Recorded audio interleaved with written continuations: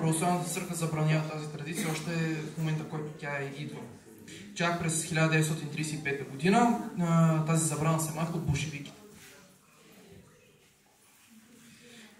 Традиционната украса в Русия. Руснаците украсяват домовете си с колени на муха и често поставят борови листа на входните врати в къщите си. Руската коледна елха обикновено се събаря в края на януари, след празника на Кръщение Христово. Коледните елхи са само от истински дръвчета и ги поставят на вечерието на Нова година. Сега ще ви представим национални коледни ястия. Някои от най-известните национални ястия, които можете да си закупите дори не са в момента на коледния пазар, са пряник. Пряника е вид традиционна бисквита от 17 век, която се състои от главно брашно и мед.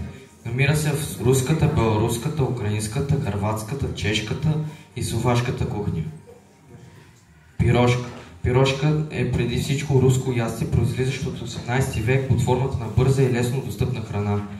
Тя представлява печени или пържени бухти във формата на лодка с мая и различни пълнежи, като това може да бъдат кайма, сирен, спанак и така. Дядо Мраз е символ на новата година и на новото начало. Той идва на 31 декември за разлика от останалите страни, но и той подарява подаръци на най-послушните деца. Има си придружител, помощничка.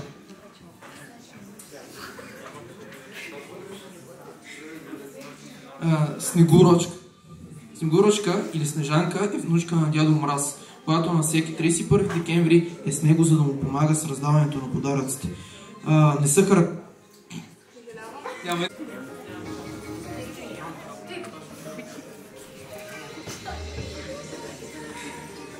В различните етничества по територията на Русия се намират различни варианти на Дядо Мраз, като в башкири и татар той е еднакъв и е Каиш Бабай, в Ямал той е Дядо